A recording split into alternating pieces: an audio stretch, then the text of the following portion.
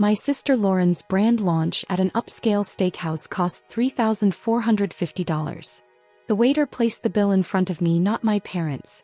My mother whispered, "Teacher salaries are stable, sweetie. Support your sister." I slid the bill back across the table. It hit her wine glass with a sharp clink. The room went silent. I stood up and walked out. Then I built a spreadsheet. If you're interested in this topic, hit the like button, subscribe, and type "interested" in the comments. And I will give you a heart. My name is Madison Harper, and I'm a high school English teacher in suburban Chicago making $52,000 a year before taxes.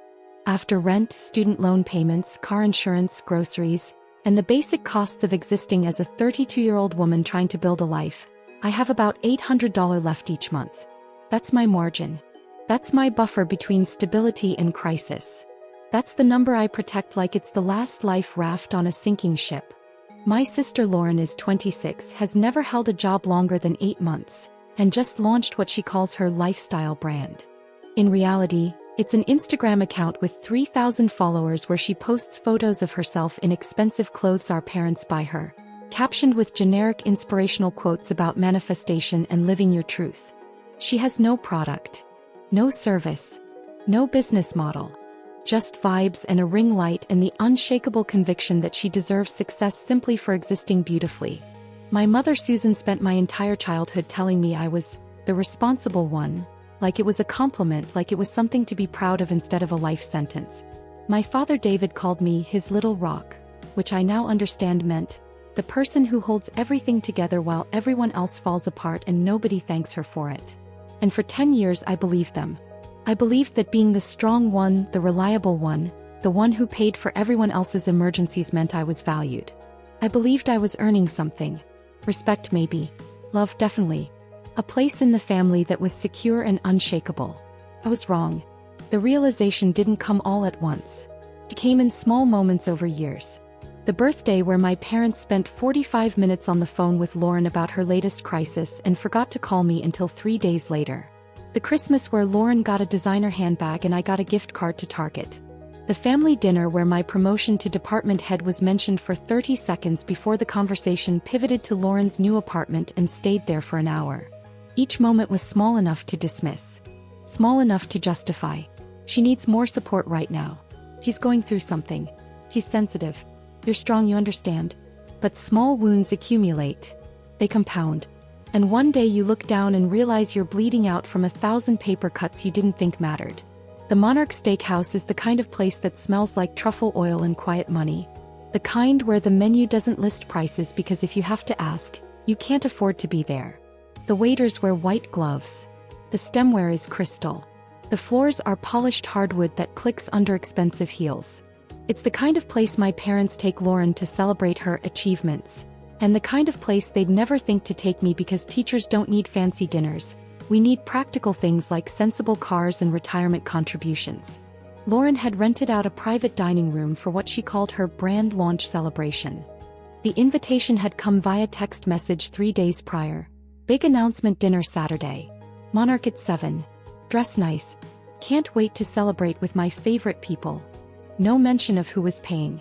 No question about whether I could afford it or had plans. Just the assumption that I would show up, smile, and play my role as the supportive older sister who existed as a supporting character in Lauren's main character life. The dining room was beautiful in an oppressive way. Dark wood paneling. A chandelier dripping crystals. A long table set with more forks than any human being could possibly need. There were maybe 20 people there when I arrived. Minor investors, though I use that term loosely because as far as I could tell, none of them had actually invested any money yet. A few local bloggers with modest followings. Friends of friends who'd come for free steak and the vague promise of networking. And my parents, seated near Lauren like faithful courtiers attending their queen. My mother saw me first. "Madison." She stood up and kissed the air near both my cheeks, an affectation she'd picked up from watching too much reality television. "You look lovely." "Is that new?" It wasn't new. It was the same black dress I wore to every family function, the one I'd bought on sale at Macy's 4 years ago. But I smiled and said, "Thanks, Mom. You look great too." And she did. My mother always looked great. Hair professionally colored and styled. Nails done. Outfit coordinated with jewelry that cost more than my monthly salary. My father never questioned these expenses. Lauren's shopping habits were fine. My mother's salon appointments were necessary. But when I'd mentioned wanting to take a pottery class last year, my father had asked if that was really a wise use of money given my student loans. I sat down at the corner of the table, the seat farthest from Lauren, and watched the performance begin. Because that's what my family was good at. Performance. My mother stood up, tapping her fork against her crystal champagne flute with a delicate ting-ting-ting that somehow commanded instant silence. The room hushed. All eyes turned to her. She smiled, that practiced smile that looked warm in photos but never quite reached her eyes in person. "Thank you all for being here tonight," she began, her voice rich with performative emotion. "We are gathered to celebrate something truly special. My daughter Lauren has always been extraordinary. Even as a child she had this light about her. The star quality. And now the world is finally recognizing what we've always known." She paused for effect, looking around the room to make sure everyone was appropriately captivated. They were. My mother knew how to work a room. "Lauren has launched her brand," she continued, saying brand like it was a sacred word. "She's been featured in Style Quarterly magazine. She's building something real, something meaningful. And she's doing it with courage and vision and the kind of fearlessness that I frankly find inspiring." My mother turned to look at Lauren, and her face transformed into something that might have been genuine pride if you didn't know better. "To Lauren," she said, raising her glass. "To the bravest person in this family. The one who isn't afraid to chase the big dreams. The one who reminds us all that playing it safe is just another way of giving up." Everyone raised their glasses. Everyone applauded. I raised my glass too. I clapped too. My hands moved mechanically, automatically, performing the role of supportive sister because that's what I'd been trained to do since childhood. But inside, something was crystallizing. The bravest person in this family. I thought about bravery. About what it actually meant. Was it brave to quit another job because you didn't like your boss? Was it brave to start an Instagram account and call it a business while your parents paid your rent? Was it brave to throw an expensive dinner party funded by other people's money? Or was bravery something else? Was it bravery to show up every day to a job that underpaid and undervalued you because you'd made a commitment to your students? Was it bravery to live within your means even when your family made you feel poor for it? Was it bravery to say no when everyone expected yes? I didn't know yet, but I was about to find out. The applause died down. Conversations resumed. Waiters materialized with appetizers I hadn't ordered and didn't want, tiny architectural arrangements of food that probably cost more per bite than my lunch budget for a week. I pushed a scallop around my plate and tried to calculate how much this evening was costing and who was expected to pay for it. Around me, Lauren was holding court. She was good at this, I had to admit. Good at smiling and laughing and making people feel like they were part of something special. She wore a dress I'd never seen before, emerald green and probably designer, and she'd done something new with her hair. She looked successful. She looked like someone who deserved to be celebrated. And maybe that was the cruelest part. Not that she was favored, but that she'd learned to inhabit that favoritism so completely that it looked earned. She'd been told she was special so many times that she'd started to believe it, and that belief radiated from her like heat. She didn't have imposter syndrome because she'd never been made to feel like an imposter. She had confidence because she'd never been given a reason to doubt herself. Meanwhile, I sat in the corner picking at food I didn't want, wearing a 4-year-old dress, trying to figure out how to gracefully exist in a celebration of my sister's imaginary accomplishments without looking bitter. Trying to perform happiness while doing math in my head about whether I could afford my half of the bill if they split it evenly, which I suspected they would. The appetizers were cleared. The entrees arrived.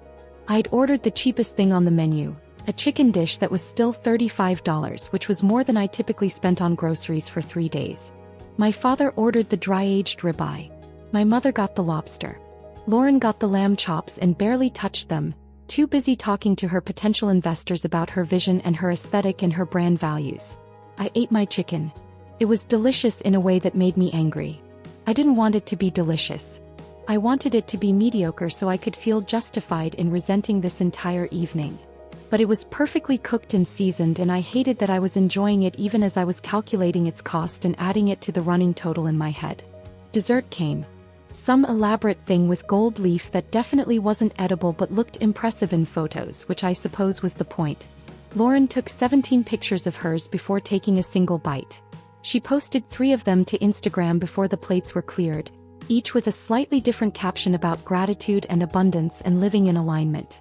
The table was littered with empty wine bottles and espresso cups and the debris of celebration. People were starting to gather their things, checking phones, making noises about early mornings and long drives. The evening was winding down. And that's when the waiter appeared. He was young, maybe 22, wearing the standard monarch uniform of black vest and white shirt and an expression of professional neutrality. He was carrying a leather folder, the kind that holds checks at expensive restaurants, heavy and elegant and final. I watched him survey the table, looking for the right person to give it to. I assumed he'd go to my father, who was sitting at the head of the table looking patriarchal and important. Or maybe my mother, who'd organized the whole thing. Or even Lauren, since it was technically her celebration. He didn't go to any of them. He walked directly to me, weaving between chairs and guests, and placed that leather folder on the white tablecloth directly beside my water glass. Not in the center of the table. Not near my parents. Right in front of me, like it had my name on it. Like it belonged to me. The conversations around me continued. Nobody seemed to notice or care that the bill had been delivered to the corner of the table instead of the head. I stared at the folder for a moment, smooth black leather against white linen, before I opened it. The number at the bottom, printed in elegant script on thick cream-colored paper, read, $3,450. I blinked. Read it again. The number didn't change. $3,450. For one dinner. For 20 people who weren't my friends. For a celebration of an accomplishment that didn't exist. For my sister's performance of success subsidized by my actual labor. I didn't gasp. Didn't react visibly. I just stared at the number and felt something shift inside my chest. A tectonic plate moving. A fault line cracking. This wasn't a mistake. The waiter hadn't placed the bill in front of the wrong person by accident. Someone had told him to bring it to me. Someone had decided, probably days ago when the reservation was made, that I would be paying for this.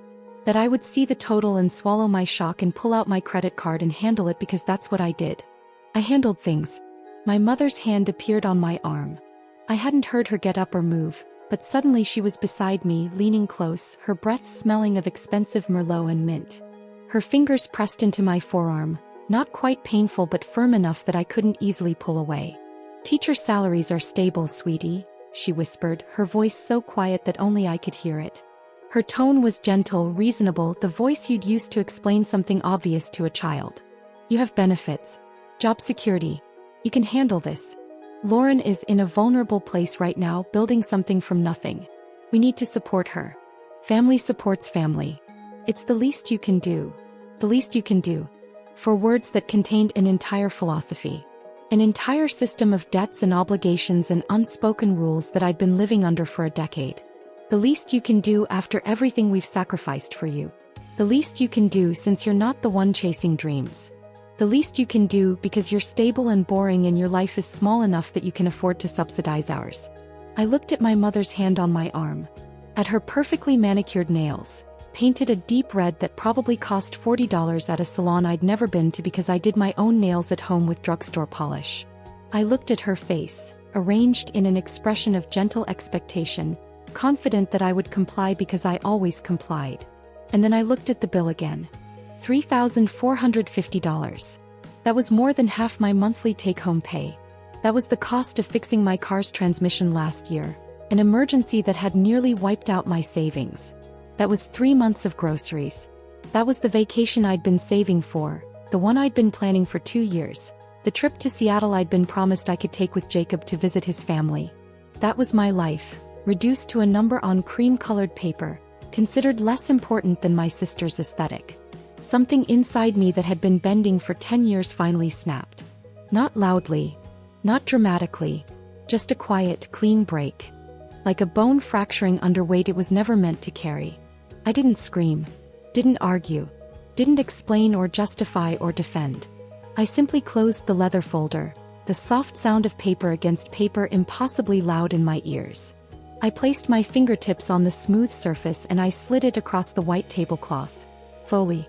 Deliberately. The folder glided over the linen, past the water glasses and the scattered napkins and the remnants of dessert, until it collided with the stem of my mother's wine glass with a sharp, clear clink that seemed to echo in the sudden silence.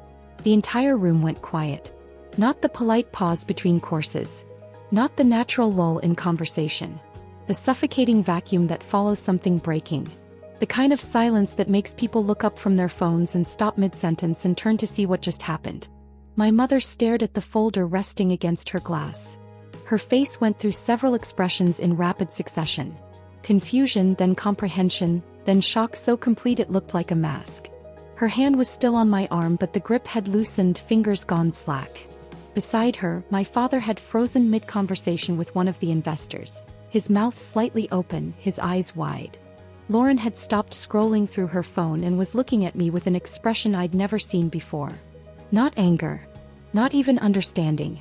Just blank incomprehension, like I'd started speaking a language she didn't recognize. All around the table, guests had gone still. Forks suspended. Conversations died. 20 pairs of eyes turned to watch the family drama unfold in real time, uncomfortable and fascinated in the way people always are when someone breaks an unspoken rule. I stood up. My chair scraped against the polished hardwood floor, the sound harsh and final. My legs felt strange, disconnected, like they belonged to someone braver than me. Someone who'd finally run out of the patience I'd been hoarding like currency. I looked at Lauren. Really looked at her. At her designer dress and her professional hair and her ring light life built on other people's money. At her Instagram brand that wasn't a brand. At her fearlessness that was really just the confidence of someone who'd never faced consequences. Then I looked at my mother. At her hand still resting on the white tablecloth where my arm had been. At her face struggling to reassemble itself into authority and control. At the wine glass with the leather folder pressed against it like an accusation. I think the brand should pay for the launch, I said. My voice was calm, steady, clear enough to carry to every corner of that private dining room. Clear enough that the waiter heard it. Clear enough that the investors heard it. Clear enough that there would be no pretending later that I hadn't said it. No rewriting history to make me the villain who'd misunderstood a simple request. I didn't wait for a response. Didn't give them the chance to argue or guilt me or perform wounded confusion. I just turned and walked toward the exit, my heels clicking against the floor in a rhythm that sounded like freedom. Behind me, I heard my mother's voice, sharp and hissed and desperate. "Madison, sit down right now." I kept walking. Past the other diners who'd stopped eating to watch. Past the host stand where a woman in a black dress watched with wide eyes and barely suppressed amusement. Past the coat check where my jacket hung forgotten because I wasn't going back for it. Through the heavy oak doors and out into the November night where the cold air hit my face like baptism and I took the first full breath I'd taken in hours. My fiancé Jacob was right behind me. He must have followed the second I stood up, must have grabbed both our coats and left his own napkin on the table and walked out without explanation. He didn't ask what happened. Didn't ask if I was sure. Didn't try to convince me to go back and apologize and make peace. He just opened the car door, his jaw set in that hard line that meant he was proud of me, and waited while I got in. We drove home in silence. Not the uncomfortable silence of anger or confusion. The clear, clean silence of understanding. The hum of tires on pavement. The rhythm of my own heartbeat slowly returning to normal. The sound of a life shifting on its axis. I waited for the guilt to hit. Waited for the familiar panic that always came when I disappointed my family. The desperate urge to fix things, to call and apologize, to explain that I didn't mean it, that I was just stressed, that of course I'd pay the bill, just give me a few days to move some money around. But it didn't come. Instead there was something else. Something cold and clear and sharp as glass. A clarity so complete it felt like waking up after years of sleepwalking. I looked down at my hands resting in my lap. They weren't shaking. They were steady. So, my own. For 10 years I'd been the one who absorbed every shock. Who paid the price for everyone else's comfort. Who smoothed over every crisis with my credit card and my silence and my willingness to be smaller so they could be bigger. And tonight I had handed the bill back. The sky hadn't fallen. The earth hadn't opened up and swallowed me. I was just sitting in a car driving home, my wallet still closed and my dignity still intact. Jacob reached over and squeezed my hand. "You okay?" he asked quietly. "I don't know," I said, and my voice sounded strange to my own ears. "Stronger." clear, like it belonged to someone who'd finally learned to use it. I think I just resigned. Good, he said. His voice was firm, final. It was about damn time. We pulled into the parking lot of our apartment complex and I looked up at the dark windows of our place. Our small, modest, affordable place that we'd chosen together. That we paid for ourselves. That nobody could take from us or hold over our heads or use as leverage. Inside, my phone was probably already lighting up with notifications. A digital firestorm of anger and guilt and demands and accusations. Text messages and voicemails and probably a group chat I wasn't included in where they were already rewriting the narrative, casting me as the villain, the ungrateful daughter, the sister who'd humiliated Lauren in front of investors and ruined everything. But out here in the quiet of the car with Jacob's hand in mine and the engine ticking as it cooled, I felt something I hadn't felt in a decade. I felt like I was finally driving my own life instead of being a passenger in theirs. And tomorrow, when they inevitably came to my door demanding explanations and apologies and payment, I would be ready. Because I hadn't just walked out of a restaurant. I'd walked out of a rigged game I'd been losing my entire life. And the house always wins. Please stop playing. I unlocked the door to our apartment and stepped into the quiet darkness of the living room. The familiar smell of home, coffee and books and the lavender candle Jacob always forgot to blow out hit me like a wave. For a moment I just stood there in the hallway, my hand still on the doorknob, coat still on, breathing in the piece of a space that belonged to me and asked nothing in return. Jacob flipped on the light and I blinked against the sudden brightness. Our apartment was small. 800 square feet of rental that we'd furnished mostly from IKEA and Facebook Marketplace. The couch was secondhand. The coffee table had a water stain we'd tried to sand out. The art on the walls was prints we'd framed ourselves, not originals. But it was ours. Paid for with our own money. Built with our own choices. Nobody could take it from us or hold it over our heads or use it as evidence that we owed them something. I shed my coat and dropped onto the couch, still processing what I'd just done. My hands were steady but my mind was racing, playing the scene over and over. The bill. The slide. The silence. My mother's face. For years I had convinced myself that I was the strong one. The fixer. The responsible daughter who held the family together while everyone else fell apart. But sitting there in the dim light of my living room, I realized that was a lie I'd told myself to survive. I wasn't a martyr. I was a gambler. There's a concept in psychology called the gambler's fallacy. The mistaken belief that if an event happens more frequently than normal during a certain period, it will happen less frequently in the future or vice versa. In relationships, it manifests as the belief that if you just put enough kindness, enough money, enough effort into the machine, eventually it has to pay out. Eventually the person has to see your worth. Eventually the sacrifice has to mean something. I had treated my family like a rigged slot machine for 10 years. I kept feeding it coins, convinced that the jackpot of love and validation was mathematically inevitable. I thought about the coins I'd dropped into that slot. The $3,000 I'd given my father 5 years ago when he had his midlife crisis and bought a Corvette he couldn't afford and couldn't insure. He'd called me crying, actually crying, saying he was going to lose the car and his dignity and could I help just this once. I'd emptied my savings account. He'd never paid me back. Never even mentioned it again. The security deposit for Lauren's first apartment in the city, $2,400, because she didn't have a credit history and the landlord wanted 2 months up front. I'd just gotten my first teaching position and was living in a studio with a broken air conditioner, but I'd given her the money because family helps family. She'd lived there for 7 months before deciding the neighborhood wasn't aesthetic enough and moving somewhere more Instagram-worthy. I'd never seen that money again either. The $800 plane ticket for my mother's mental health retreat to Sedona after she'd had what she called a spiritual crisis, which was really just her being upset that Lauren had moved out and she felt empty. I'd put it on my credit card. Paid interest on it for 6 months. My mother had posted 43 Instagram photos from that trip. All of them captioned with things like, "Investing in yourself is never selfish," and "Filling your own cup first." She'd never offered to pay me back. Had never even thanked me directly, just sent a group text saying, "Grateful for family who supports my healing journey," with a prayer hands emoji. The phone bill I'd been paying since I was 22 because my father had added me to the family plan, and then somehow it became my responsibility to cover everyone's unlimited data and international calling. That was $180 a month for 7 years. I'd never done the math before. I pulled out my phone and opened the calculator. $180 times 12 months times 7 years. $15,120. For phone service for people who rarely called me unless they needed something. The streaming services. Netflix, Hulu, HBO, Disney+, Spotify Premium for the family plan. I'd set them all up with my credit card years ago and they just kept using them. Another $80 a month. For how long? 5 years. 6. I couldn't even remember. The gifts. Christmas presents for Lauren that cost 3 times what I spent on my own fiancé because my mother would compare and comment. Birthday dinners where I'd pay for everyone because it was easier than arguing about splitting the check. Graduation presents. Just because presents, congratulations on your new apartment presents that were really just furniture and household items Lauren didn't want to buy herself. Every time I paid, I told myself this was it.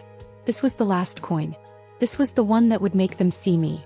This was the investment that would finally yield a return of respect, of appreciation, of being valued as more than a human ATM. And sometimes the machine would flash a few lights. A thank you text with 3 exclamation points. A hug at Christmas that lasted 2 seconds longer than usual. A moment where my mother would say, "I don't know what we'd do without you, Madison," and I'd feel that warm glow of being needed. Those small payouts were just enough to keep me at the lever. Just enough to make me think the next pull would be the big one. Just enough to keep me playing. But tonight, staring at that $3,450 bill, I'd finally understood. The game was fixed. The machine wasn't broken. It was designed to take. It was never going to pay out the jackpot I was waiting for because the jackpot didn't exist. My family didn't see me as a daughter or a sister. They saw me as a resource to be extracted. And I had let them. For 10 years I had let them. I walked into the kitchen and poured myself a glass of water, my hands steady despite the thoughts racing through my head. My phone sat on the counter face down, but I could hear it. The vibration against the granite. Not a gentle buzz. A frantic, angry rattle that meant the messages were coming in faster than the phone could process them. I didn't pick it up. Not yet. I knew what was waiting for me. I knew the script by heart because I'd seen it performed a dozen times whenever I'd tried gently to set even the smallest boundary. First would come the shock and hurt. How could you embarrass us like that? Then the accusations. You're being selfish. You've changed. You're not the Madison we know. Then the guilt. We've sacrificed so much for you. Is this how you repay us? Then the threats, subtle at first. I guess we know where we stand. Don't expect us to be there for you when you need something. And finally, if none of that worked, the extinction burst. The dramatic escalation designed to force me back into compliance. The crying phone calls. The showing up at my apartment. The recruiting of extended family members to tell me I was being unreasonable. I'd run out of coins. I had simply walked away from a game I couldn't win. Jacob appeared in the kitchen doorway. "Your phone's been going off for 10 minutes straight," he said quietly. "I know," I said. "Are you going to check it?" "Eventually. But not right now. Right now I need to do something else first." I walked into the bedroom and pulled my laptop from my bag. The blue glow illuminated my face in the dark room as I opened it and created a new document. If they wanted to talk about what I owed them, fine. We would talk. But we weren't going to use guilt as the currency anymore. We were going to use math. I titled the spreadsheet, Family Financial History, 2015 to 2025. Then I created columns. Date. Item. Amount. Status. Notes. And I started typing. I started with the easy things, the ones I could remember clearly because they'd hurt enough to leave scars. May 2019. Dad's car crisis.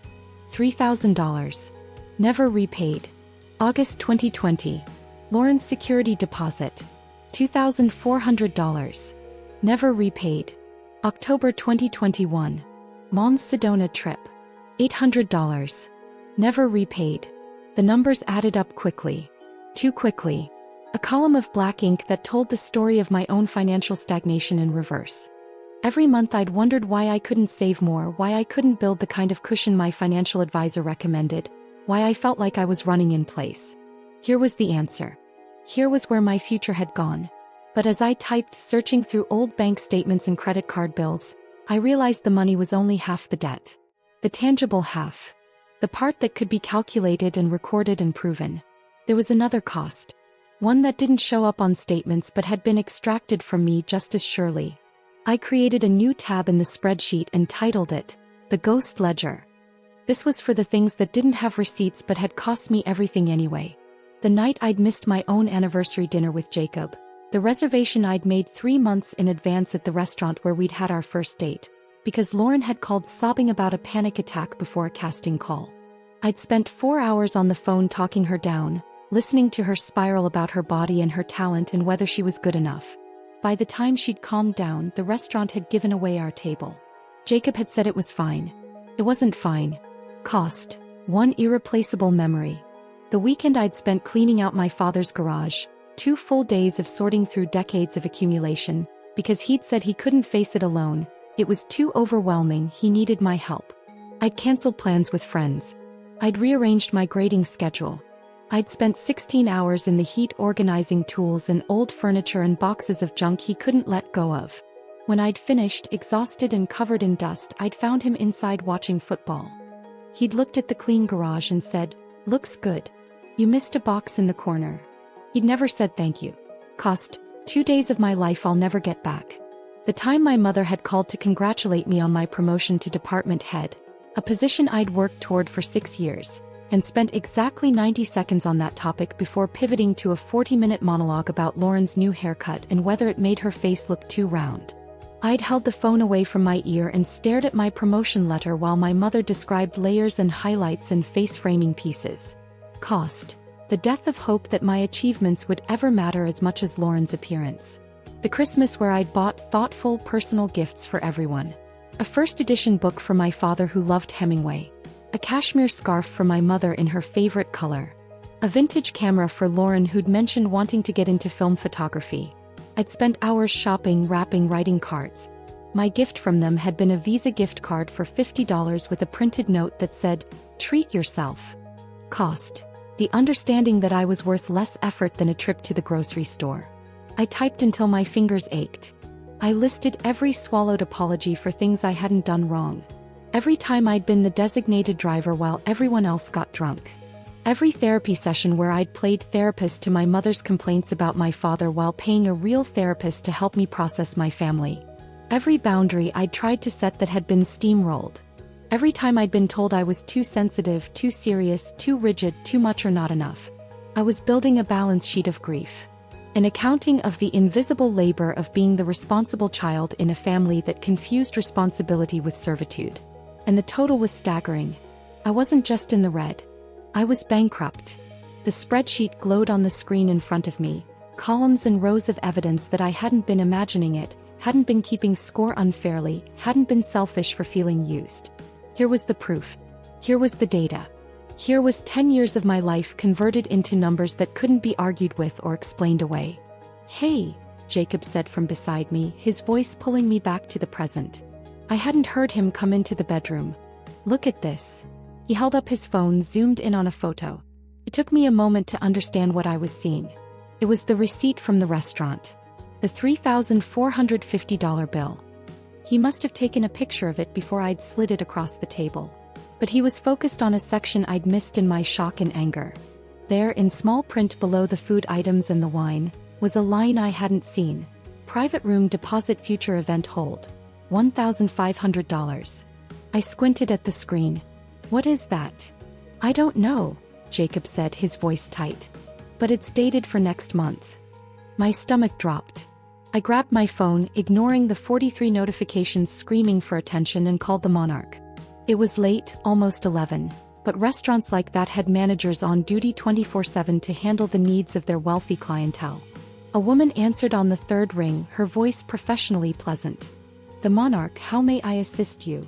I put on my best impression of my mother's assistant voice, the one she used when she wanted to sound important. "Hi, yes, I'm calling to confirm the details for the deposit on the Henderson reservation from this evening. We just want to make sure the date is correct for the anniversary party." I heard typing on a keyboard. "Yes, ma'am. Let me pull that up. The Tuscany room is reserved for Susan and David Henderson's 30th anniversary celebration on December 15th. The $1,500 deposit secures the space for up to 50 guests." My hand started shaking so hard I almost dropped the phone. "And that deposit was paid tonight? As part of the dinner bill?" "That's correct. It was included in the total charge for this evening's event." I hung up without saying goodbye. Just ended the call and stared at Jacob, my mouth open, no words coming out. The 30th anniversary party. The one my mother had told me was cancelled 2 months ago. The one she'd said they couldn't afford this year, that times were tight, that they were being responsible and skipping the big celebration. They hadn't cancelled it. They were planning it. They'd always been planning it. And they'd used my money, the money I was supposed to pay for Lauren's dinner, to secure the venue for a party I hadn't even been invited to. Madison, Jacob said carefully, watching my face cycle through emotions too fast to name. What are you thinking? I looked at my laptop, at the spreadsheet still glowing on the screen. At the numbers that had seemed large before but now felt insufficient. Incomplete. I hadn't been documenting the full scope of it. I hadn't understood how deep the extraction went. They didn't just see me as an ATM. They saw me as a line of credit they could tap whenever they needed it for whatever they wanted, with no intention of ever paying it back. And they didn't even have the decency to keep me in the loop about how they were spending my money. I pulled up my text messages. 47 unread. I scrolled through them without opening them, reading the preview text that appeared below each name. Lauren, are you insane? You humiliated me in front of investors, Dad. Your mother is crying in the car. This is petty, Madison, even for you, Mom. Call me right now, we need to talk about your behavior. And then at the bottom, sent just 3 minutes ago. Dad, we're coming over tomorrow to settle this. Sunday afternoon. Be home. Not a request. Not an invitation. A command. An expectation that I would be available for the tribunal they'd decided to hold in my own apartment. That I would submit to judgment for the crime of not paying for their party. Something in my chest went cold and hard. They're coming here tomorrow, I said to Jacob. They announced it. Didn't ask. Just informed me they'd be showing up. Do you want me to be here? Jacob asked. I thought about that. Thought about how much easier it would be to face them with backup. But I knew that if Jacob was there, they'd find a way to make it about him. They'd suggest he was controlling me, turning me against my family, being the reason I'd changed. No, I said. You should go to the gym or visit your brother or just be anywhere else. I need to do this myself. I need them to understand that my strength doesn't come from you. It comes from me. Jacob nodded. He understood. He'd been watching this dynamic for 3 years, ever since we'd started dating. He'd seen the way they treated me. He'd been wanting me to set boundaries since the beginning. Hey, he said. But I'm keeping my phone on loud. You text me if you need me to come back. I will, I promised. I looked back at the spreadsheet. At the ghost ledger of unpaid debts and uncounted costs. At the $1,500 party deposit that had been my breaking point. And I started adding more lines. Every instance I could remember. Every small cut that had seemed too minor to mention. By the time I finished, it was 2 a.m. The total at the bottom of the final page read, $42,350 in direct financial costs over 5 years. And below that, in the notes section, I'd written, emotional and opportunity costs, incalculable. I saved the document, printed it, put it in a manila folder that I placed on the coffee table where it would be the first thing they saw when they walked into my apartment tomorrow. Then I went to bed. For the first time in 10 years, I fell asleep without the weight of unpaid family debt pressing on my chest. Because tomorrow, when they showed up expecting an apology, expecting compliance, expecting me to fall back into my role as the family's emotional and financial support system, they were going to get an audit instead. And the account as of tonight was officially closed. Sunday afternoon arrived with the weight of an execution date. I woke up at 7 a.m. even though I'd barely slept, my mind running through scenarios and speeches and possible outcomes like a lawyer preparing for trial. Jacob made coffee and scrambled eggs that I couldn't eat, my stomach too tight with anticipation. He left at noon, kissing my forehead and squeezing my hand hard enough that I knew he was worried. You've got this, he said. They don't know what's coming. He was right. They didn't. They thought they were coming to discipline a rebellious child. They didn't realize they were walking into a reckoning. I spent the hour before they arrived preparing the apartment like a battlefield. The manila folder sat on the coffee table, centered perfectly, impossible to miss. Inside were the spreadsheet's 42 pages of documentation, printed on standard copy paper that somehow made the numbers look even more damning. Every transaction highlighted. Every loan marked as unpaid. Every instance of financial extraction cataloged with dates and amounts and context. I'd also printed the photo Jacob had taken of the restaurant receipt, blown up so the $1,500 party deposit line was circled in red Sharpie, impossible to ignore. That sat on top of the stack like an indictment. I'd cleaned the apartment not because it was dirty but because I needed something to do with my hands. Vacuumed the already clean carpet. Wiped down the already spotless counters. Arranged the throw pillows on the couch with geometric precision. Every action was a way to channel the nervous energy that wanted to turn into panic. The apartment had never looked better. And I'd never felt more ready for war. At 2:47 p.m. my phone buzzed. A text from my father. We're downstairs. Buzz us up. We need to settle this. Not, can we come up? Not, is now a good time? Just the assumption that I would comply. That I would grant them access to my home, my sanctuary, the space I paid for with my own money because they'd decided it was time. I looked at the text for a long moment. Then I bussed them in. I heard them in the hallway before I saw them. My father's heavy footsteps. My mother's heels clicking on the tile. Lauren's voice saying something I couldn't make out, probably complaining. When I opened the door, the hallway seemed to shrink under the weight of their presence. My father walked in first, filling the space with his body and his disappointment and his certainty that he was right. He was wearing what I called his authority outfit. Pressed khakis, a button-down shirt, a leather jacket that was supposed to make him look distinguished but mostly made him look like he was trying too hard. My mother followed, clutching her Prada purse like it was a shield, dressed in what she probably thought was casual but was really just expensive pretending to be simple. Cream-colored slacks that cost more than my rent. A cashmere sweater. Pearl earrings. The uniform of a woman who'd never worried about money because she'd always had access to mine. Lauren brought up the rear wearing oversized sunglasses indoors, Gucci according to the logo on the arm, presumably to hide eyes that were supposed to be swollen from crying. She was dressed in athleisure that cost more than my work wardrobe, the kind of outfit influencers wear to look effortlessly expensive. They didn't take off their coats. Didn't say hello. Didn't acknowledge that they were guests in my home. They just marched into my living room and claimed the space as if they held the deed. My father looked around the apartment with the expression of someone inspecting a disappointing investment. His eyes lingered on our second-hand couch, our IKEA coffee table, our framed prints from Target. I could see him cataloging everything, mentally calculating its value, finding it wanting compared to the world he and my mother had built with money they hadn't earned. "Sit down," my father said. Not a suggestion. A command.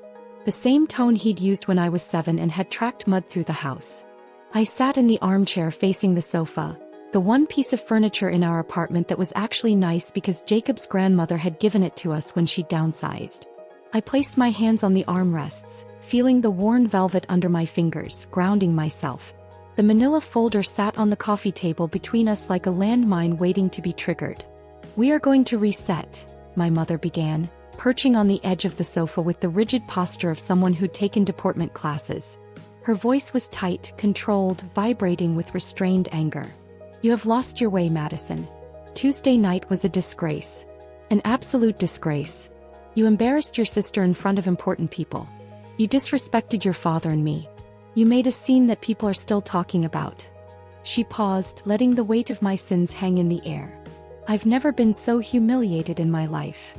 My investors were asking if we're financially unstable," Lauren added right on cue, her voice cracking with practiced precision.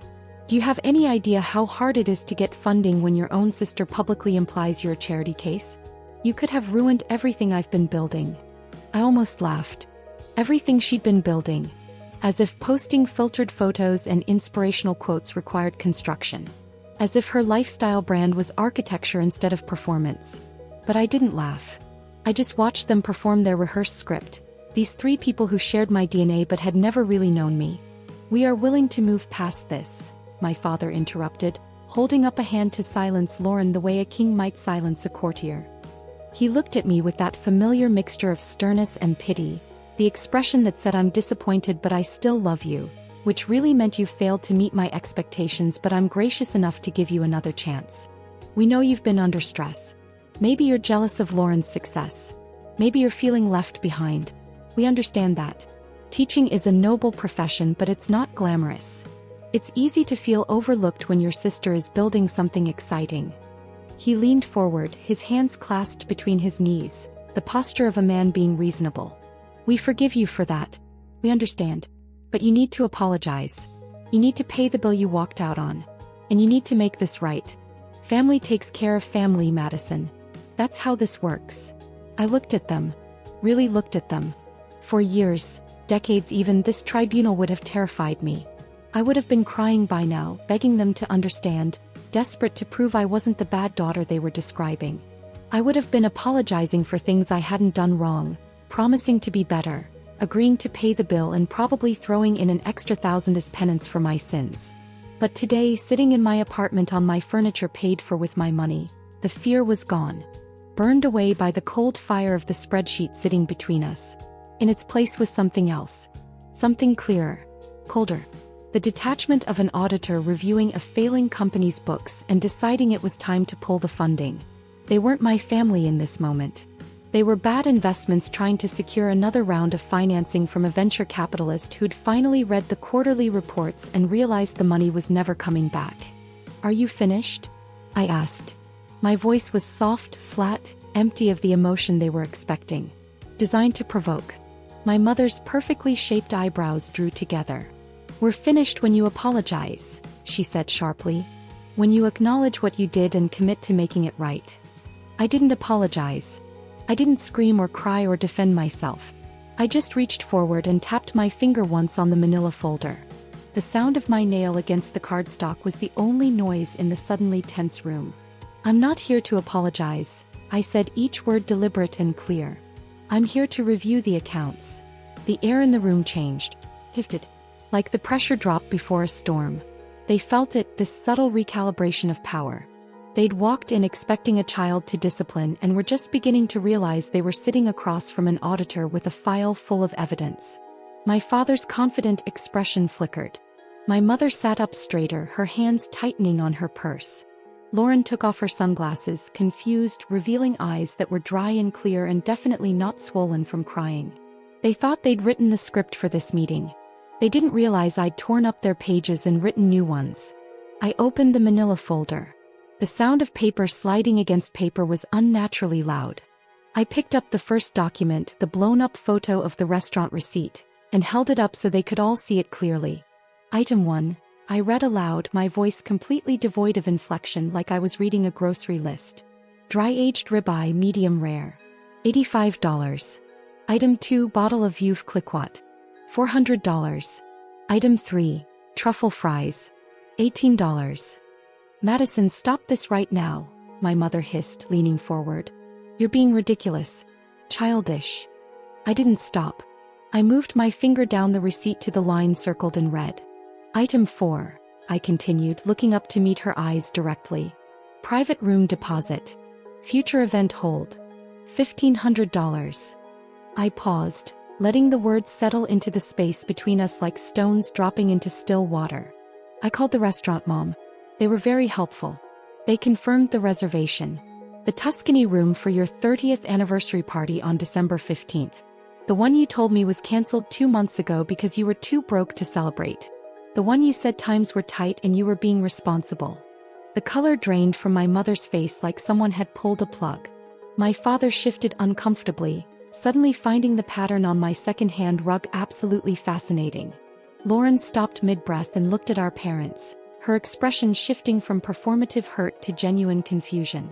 You said you weren't doing a party this year, Lauren said slowly, looking between our mother and father. You told me the same thing. You said you couldn't afford it. We didn't want to burden you girls, my mother stammered, her practiced composure cracking like cheap porcelain. Her eyes darted between me and Lauren, trying to calculate which story to tell, which daughter to placate. We knew you were stressed about money, Madison. We didn't want you to feel obligated to buy an expensive gift or contribute to the costs. We were trying to protect you. Obligated, I repeated, letting the words sit in the air. Then I laughed, a short, dry sound that had no humor in it. You didn't want me to feel obligated, so you just used my money to book the venue without telling me.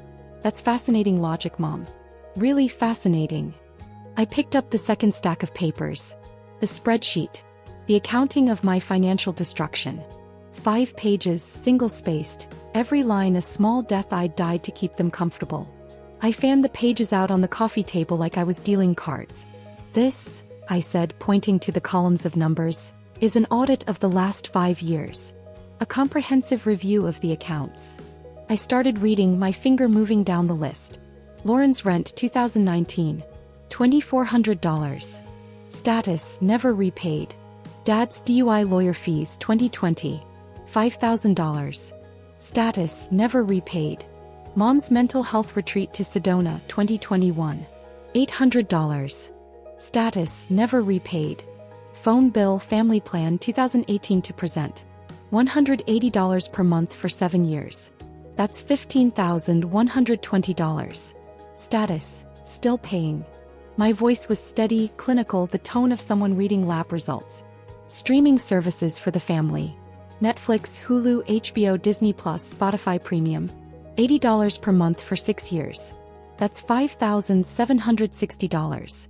Status, still paying. Kept going. Every loan. Every emergency. Every crisis that had somehow become my financial responsibility. The car repairs. The credit card bills. The graduation gifts and birthday presents, and just because expenses that were never reciprocated.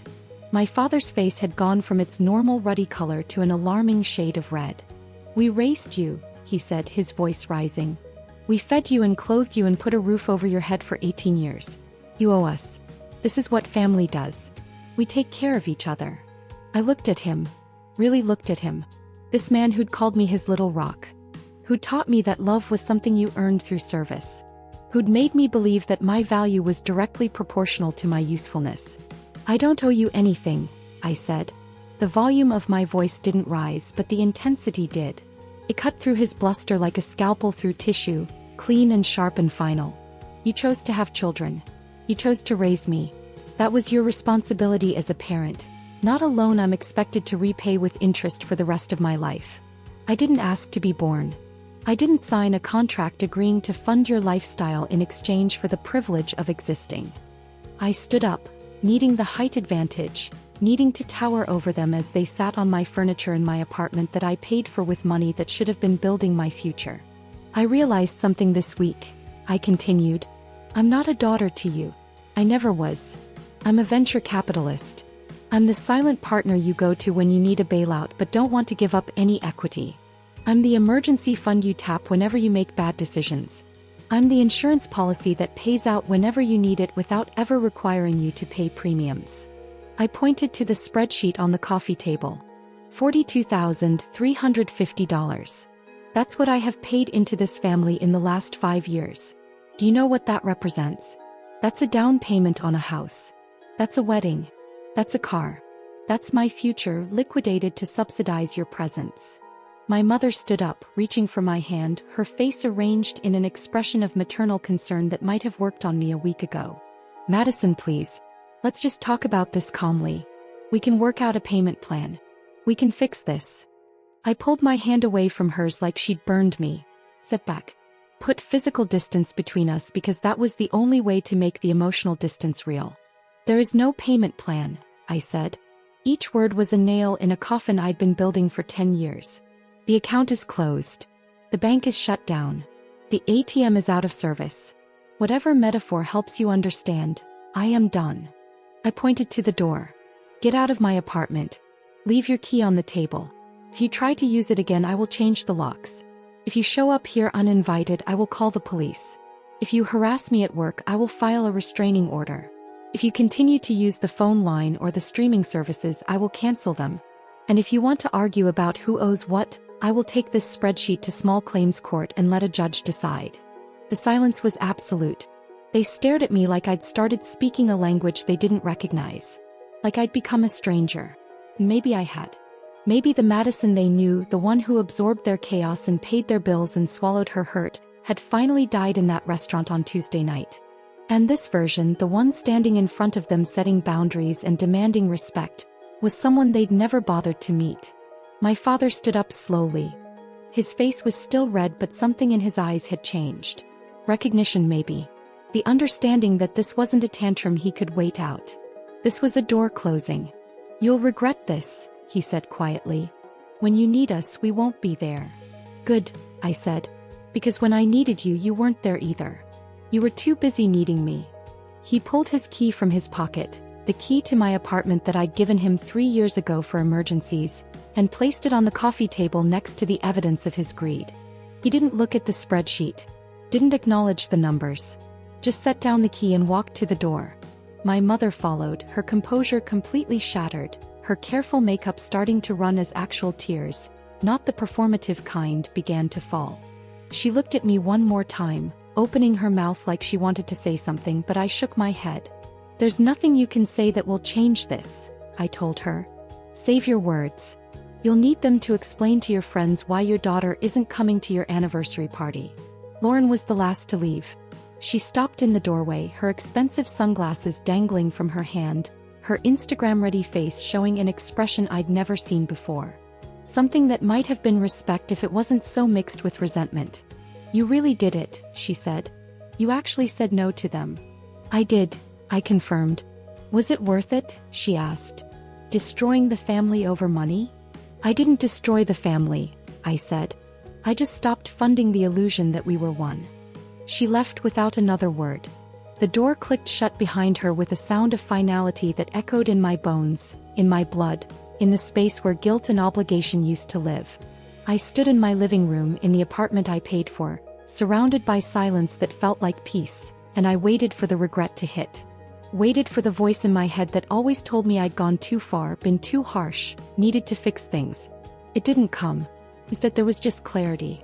Cold, clean, clear as glass. I walked to the coffee table and picked up the key my father had left. Held it in my palm, feeling the weight of it. Then I walked to the kitchen and dropped it in the drawer where we kept the spare batteries and takeout menus and other things we didn't need but weren't ready to throw away. Maybe someday I'd give it back to them. Maybe someday we'd rebuild something honest. But not today. Not this year. Maybe not ever.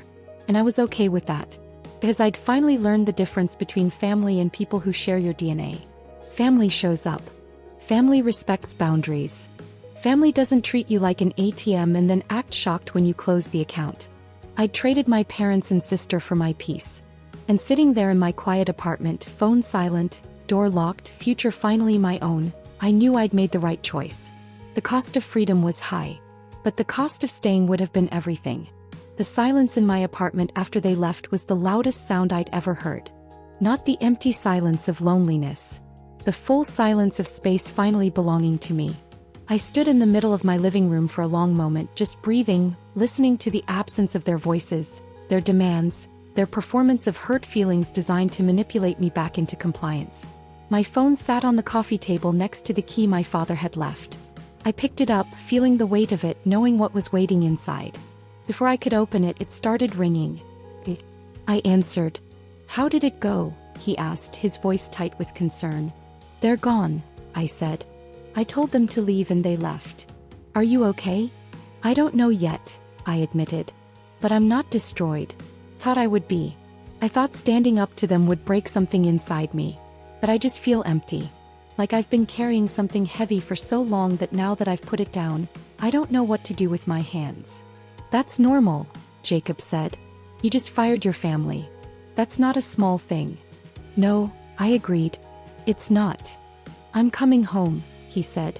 Give me 20 minutes. He arrived in 15.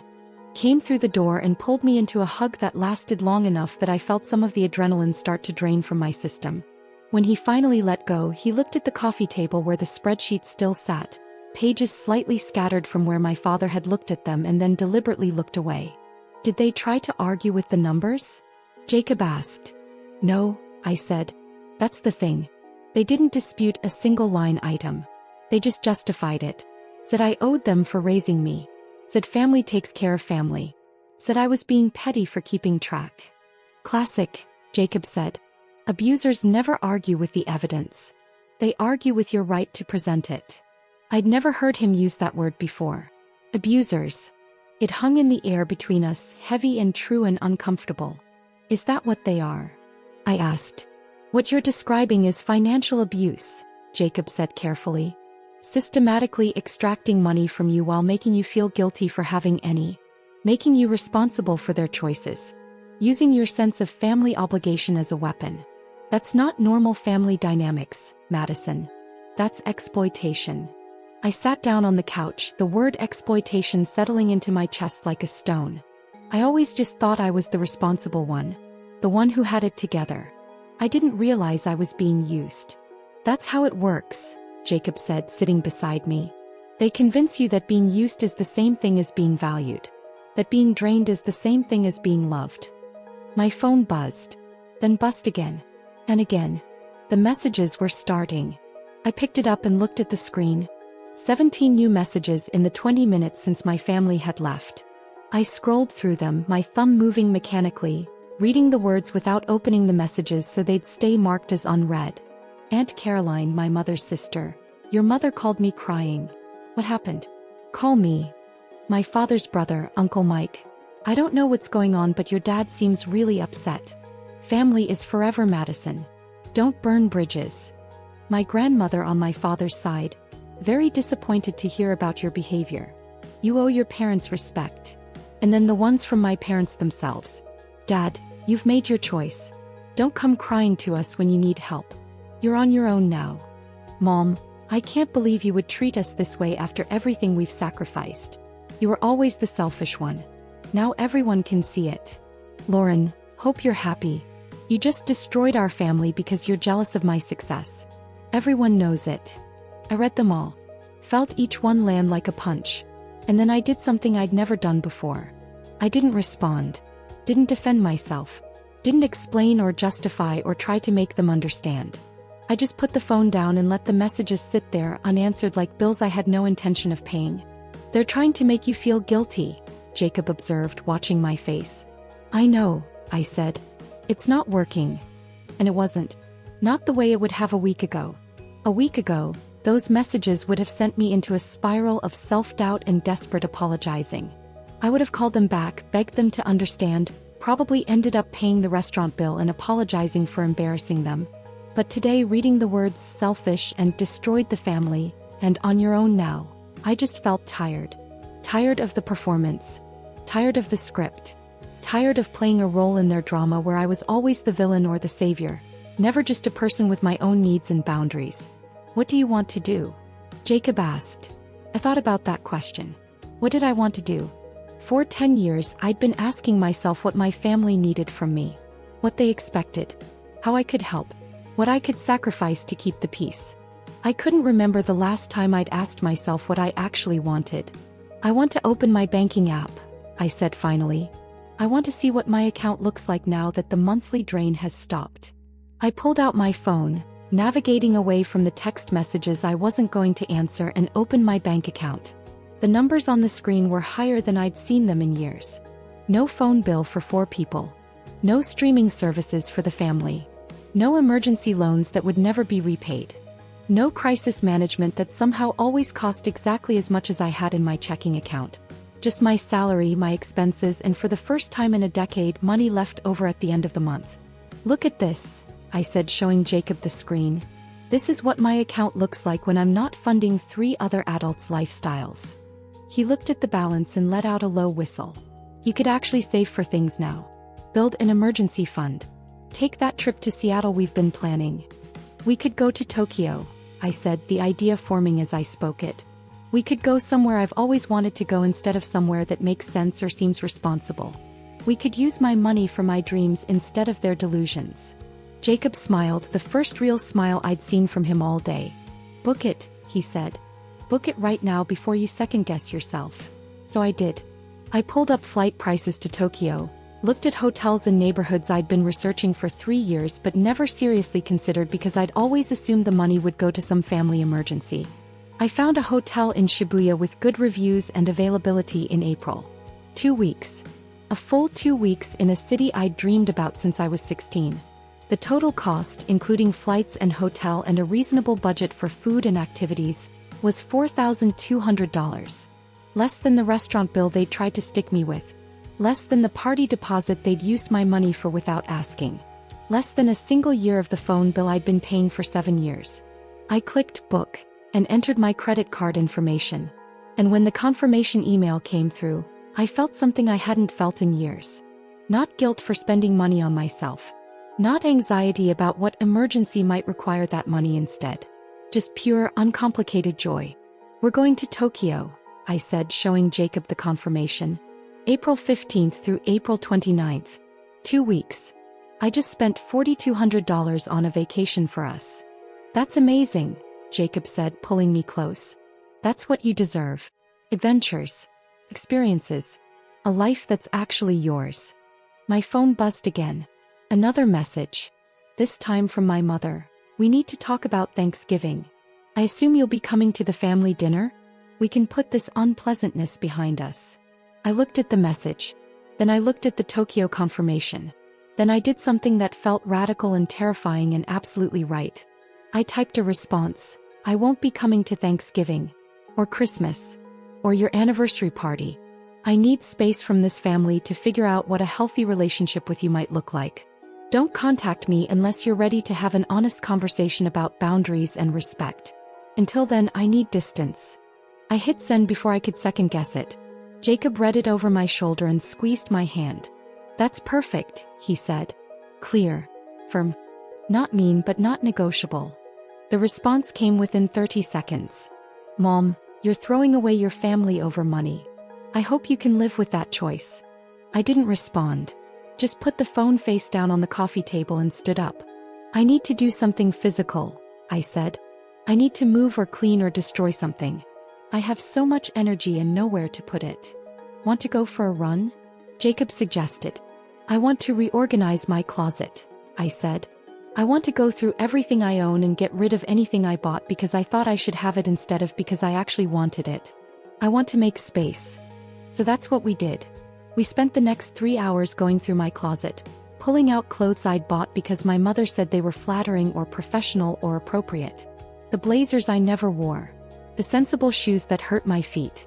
The dresses in colors that didn't make me happy. We filled 3 garbage bags with clothes that represented the Madison my family expected me to be. Conservative. Modest. Invisible. Responsible. I kept the things that made me feel like myself. The leather jacket I'd bought on sale and my mother had called too edgy. The bright red dress my father said was too attention-seeking. The ripped jeans Lauren said were inappropriate for someone my age. The vintage band t-shirts my family pretended not to see. This is who I actually am, I said, looking at what remained in my closet. This is who I've been hiding under all those sensible cardigans and appropriate slacks. I like this version, Jacob said. She looks fun. We took the garbage bags to a donation center. Watched someone else load my old life into their trunk. Drove home through the Sunday evening traffic with the windows down even though it was cold, just to feel the air and the freedom and the possibility of a life that was finally, completely mine. When we got back to the apartment, I made dinner. Not something practical or healthy or reasonable. I made chocolate chip cookies from scratch and we ate them for dinner with ice cream and didn't feel guilty about it because there was no one there to judge us or comment on our choices or suggest that maybe we should be more responsible. My phone kept buzzing throughout the evening. Extended family members weighing in. Friends of my parents calling to mediate. My mother's book club president leaving a voicemail about how disappointed she was in my behavior. I ignored all of it. Let the messages pile up like snow I had no intention of shoveling. Around 9 p.m. a new message came through. This one from a number I didn't recognize. I almost deleted it without reading, assuming it was another flying monkey my parents had recruited to guilt me back into compliance. But something made me open it. Hi Madison. This is Rebecca Torres. I'm your cousin on your dad's side. We met at your grandfather's funeral 5 years ago. I just heard from the family group chat what happened with your parents and I wanted to reach out. What you did took incredible courage. I went no contact with my parents 3 years ago for similar reasons. If you ever want to talk to someone who understands, I'm here. No pressure. Just support. I stared at the message for a long moment. Read it 3 times. Then I showed it to Jacob. You're not alone in this, he said. Other people in your family have probably wanted to do what you did. You might have just given them permission. I typed back. Thank you. I'd really like to talk. Can I call you this week? The response came immediately. Anytime. Seriously. Day or night. What you're going through is hard. You don't have to do it alone. I put the phone down and felt something loosen in my chest. Some knot of isolation I'd been carrying. The belief that I was the only one who'd ever felt this way, the only one who'd ever had to choose between family and sanity. There are other people, I said to Jacob. Other people who've done this. Who've survived it. Who've built good lives after cutting off toxic family members. Of course there are, Jacob said. You're not a monster. You're not selfish.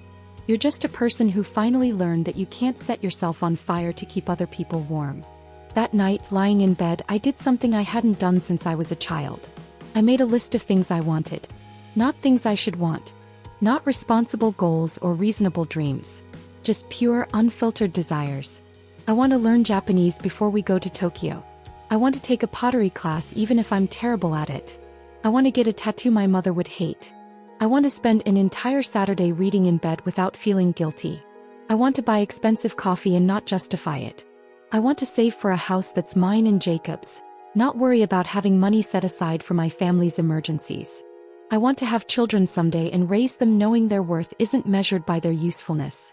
I want to live a small, quiet, beautiful life that would bore my family to tears. I want to be happy more than I want to be needed. The list went on for 2 pages. When I finished, I felt lighter. Like I'd set down a backpack full of rocks I'd been carrying up a mountain I never chose to climb. Jacob read over my shoulder. That's a good list, he said. That's the list of someone who's finally living for themselves. It feels selfish, I admitted. Good, he said. Selfish isn't always bad. Sometimes selfish just means you finally matter to yourself as much as everyone else does. The next morning I woke up to 43 new messages. I deleted them without reading them. Blocked my parents' numbers. Blocked Lauren's number. Set up a filter that would send anything from my extended family to a folder I could check when I felt strong enough, if ever. Then I did something revolutionary. I called in sick to work even though I wasn't sick. Used one of my personal days. Spent the morning drinking coffee on the couch in my pajamas, reading a book I'd bought 6 months ago and never had time for because I was always putting out someone else's fire. Jacob had already left for work.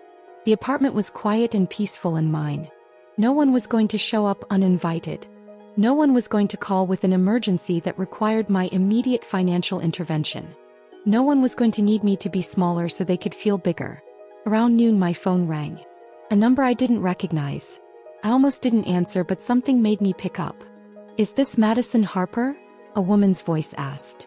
Yes, I said cautiously. This is Jennifer Wu from the New York Times. I'm working on an article about adult children who've gone no contact with their families for financial abuse. Your cousin Rebecca gave me your name. She said you might be willing to share your story. I sat up straight, my heart suddenly pounding. My story. We're trying to destigmatize the choice to cut off toxic family members, Jennifer explained. There's so much shame around it, so much cultural pressure to forgive and maintain contact no matter how damaging the relationship is. But more and more adult children are setting boundaries and choosing their own well-being over family obligation. Your cousin said you just did this. That you literally handed back a bill and walked out. I thought about it. About my name in the New York Times connected to this story. About my parents reading it. About everyone knowing. Can I think about it? I asked. Of course, Jennifer said. Take all the time you need. I'll send you my contact information. If you decide you want to share your experience, I'd love to talk.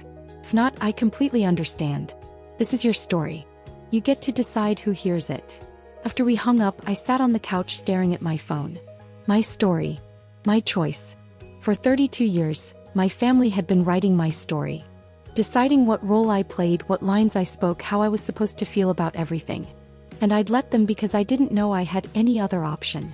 But now, holding this opportunity to tell my own version, to explain in my own words why I'd made the choice I made, I realized something profound. I wasn't ashamed. I'd expected to be. Expected the guilt and the doubt and the voice in my head telling me I'd overreacted. But it wasn't there. Instead, there was just clarity. The certainty that I'd done the right thing. That I'd saved my own life by refusing to keep funding theirs. I called Jennifer back. I'll do the interview, I said. I'll tell my story. Because maybe someone else needs to hear it. Maybe someone else is sitting in a restaurant right now looking at a bill they can't afford for a family that doesn't appreciate them, and they need to know that walking away is an option. Thank you, Jennifer said. Can we talk tomorrow? I'll send you some questions to think about beforehand. Tomorrow works, I said. And just like that, my private pain became something else. Something public. Something that might help someone else survive what I'd survived. That evening, Jacob came home to find me on the couch surrounded by papers, writing out my timeline, my experiences, preparing to tell the truth about my family to a journalist who would share it with millions of readers. "Are you sure about this?" he asked. "I'm sure," I said. "They spent 32 years making me feel crazy for wanting basic respect and boundaries. Maybe it's time the world heard what that actually looks like. What it cost. And what it takes to finally say no." The interview with Jennifer Wu took place over the phone on a Tuesday afternoon, 3 weeks after I'd walked out of the Monarch Steakhouse. 3 weeks since I'd slid that bill across the table. 3 weeks since I'd closed the account on a family that had been withdrawing from my life without ever making deposits. I sat at my kitchen table with my laptop open, the spreadsheet pulled up on one screen and my notes on the other. Jacob had taken the day off work to be there, sitting across from me with a mug of coffee, present but silent just in case I needed him. His presence alone was grounding. A reminder that I wasn't doing this alone, even though the story I was about to tell was mine to own. "Before we start," Jennifer said, her voice warm and professional through the phone, "I want you to know that you can stop at any time. This is your story. You control what gets shared and what stays private. I'll send you the article before it publishes so you can review it. Does that work?" "Yes," I said, my voice steadier than I felt. "That works. Hey, let's start with the basics. When did you first realize that your relationship with your family wasn't healthy?" I thought about that question. When had I known? Had there been a specific moment, or had it been a slow accumulation of realizations that finally reached critical mass? "I don't think there was a single moment," I said slowly. "I think I always knew on some level. But knowing and admitting are different things. I spent most of my life making excuses for them, justifying their behavior, telling myself that all families had problems and I was lucky because at least mine wasn't violent or openly cruel." "What changed?" Jennifer asked. "The restaurant bill was the catalyst," I said. "But it wasn't really about the money. It was about the assumption. The entitlement. The way they didn't even ask if I could afford it. They just decided I would pay and expected me to comply. And when I think back, that's been the pattern my entire life. They decide what I owe them and I'm expected to pay without question." I walked Jennifer through the dinner. The toast to Lauren, the bravest person in this family. The waiter placing the bill in front of me, not my parents. My mother's whispered justification, "Teacher salaries are stable, sweetie." The way I'd slid that folder back across the table and walked out. "What happened after you left?" Jennifer asked. "My phone exploded," I said. 47 missed calls in the first hour. Text messages accusing me of being selfish, dramatic, ruining my sister's big night. Not a single one asking if I was okay. Not a single one acknowledging that maybe, possibly, sticking me with a $3,400 bill without asking was inappropriate. "And then they came to your apartment," Jennifer prompted. I'd told her this part in our preliminary conversation, but she wanted me to tell it again for the recording. "They did. 3 days later. Didn't ask permission, just texted that they were coming over to settle this. Like I was a child being called to the principal's office." I described the scene. My parents and Lauren arriving in their expensive clothes, refusing to take off their coats, claiming my living room like they owned it. The prepared speeches about how I'd embarrassed them. The demand that I apologize and pay the bill. "But you didn't apologize," Jennifer said. "No. I showed them the spreadsheet instead." This was the part Jennifer was most interested in. The accounting. The documentation. The way I'd turned their emotional manipulation into cold, hard data. I'd spent the night after the dinner creating a comprehensive financial history, I explained. Every loan I'd given them over 5 years. Every bill I'd paid. Every emergency I'd funded. I documented everything I could remember with dates and amounts. The total came to $42,350. I heard Jennifer's sharp intake of breath. $42,000? Over 5 years, I confirmed. And that's just the money I could document. The actual amount is probably higher because I didn't keep perfect records in the beginning. I wasn't tracking it because I didn't think I needed to. I thought family was supposed to help each other without keeping score. But they were keeping score, Jennifer observed. In their own way. They were keeping track of what you were useful for. Exactly, I said, feeling seen in a way I hadn't expected. They had a very clear accounting of what I owed them for the crime of being raised. But they never acknowledged what they owed me for a decade of financial support. When I showed them the numbers, they didn't dispute them. They just said I owed them anyway because they'd raised me. How did that make you feel? Jennifer asked. I paused, trying to find the right words. Insulted. Like my entire existence was a debt I could never repay. Like I was born into a loan I never agreed to take out, and the interest was my entire life. We talked for over an hour. Jennifer asked about my childhood, the favoritism toward Lauren, the way my accomplishments were minimized while my sisters were celebrated. She asked about the emotional cost, not just the financial one. I told her about the ghost ledger, the unmeasurable losses, the missed anniversary dinner, the hours spent managing their crises while my own life was put on hold, the way I'd learned to make myself smaller so they could feel bigger. What do you want people to understand about financial abuse in families? Jennifer asked near the end of the interview. I thought carefully before answering.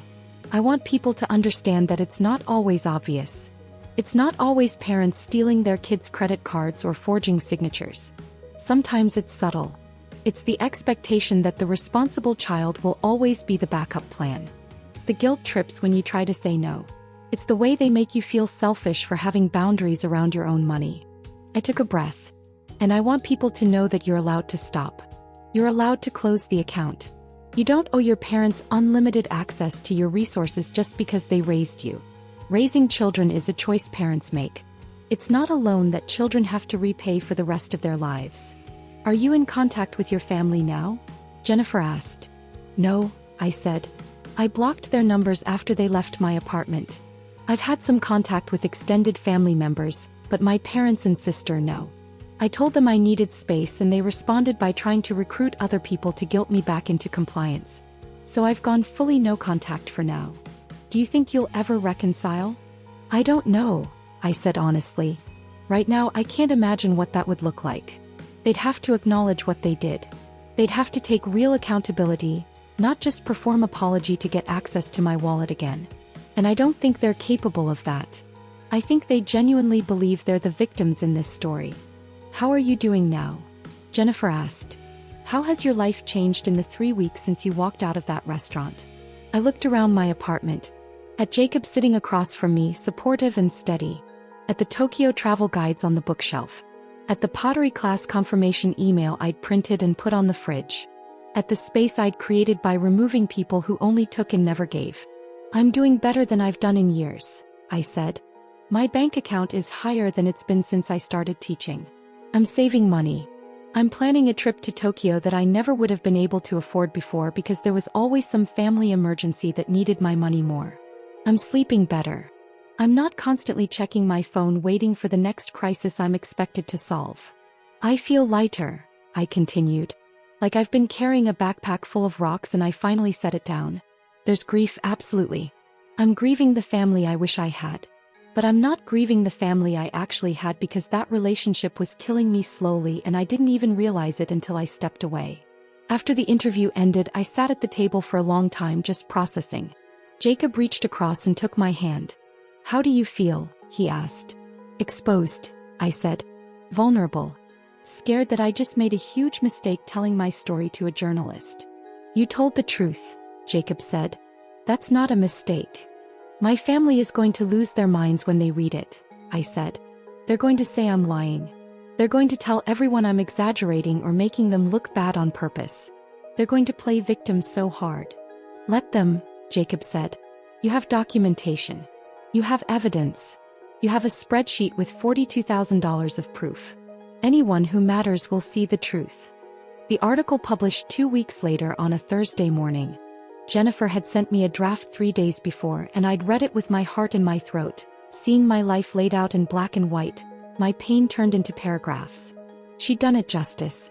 Told my story with compassion and clarity. Included quotes from psychologists about financial abuse and family dynamics. Contextualized my experience within a larger pattern of adult children being expected to subsidize their parents' lifestyles. The headline read, "The $3,450 bill that broke a family. When adult children say no to financial abuse." My phone started ringing at 6:30 a.m. I'd forgotten that the New York Times published early for East Coast readers. I ignored the first call, and the second, and the third. But by the 10th call in 15 minutes I knew I needed to look. The voicemails were from numbers I didn't recognize. Reporters from other publications wanting to interview me. Producers from morning shows asking if I'd come on to discuss my story. And one from my Aunt Caroline, my mother's sister, who I'd always thought was reasonable. "Madison, I just read the article. I had no idea. I'm so sorry. Your mother is... well, she's not taking it well, but that's not your problem. Call me if you want to talk. I'm on your side." I saved that voicemail. Deleted the others. The article had gone viral by mid-morning. I watched it happen in real time on social media. People sharing it with comments like, "This is my family," and "I felt this in my soul," and finally someone saying what we've all experienced. The validation was overwhelming. Thousands of strangers telling me I wasn't crazy. I wasn't selfish. I wasn't wrong to set boundaries. The backlash came too. Articles in conservative publications about entitled millennials who abandoned their families over money. Think pieces about the breakdown of family values.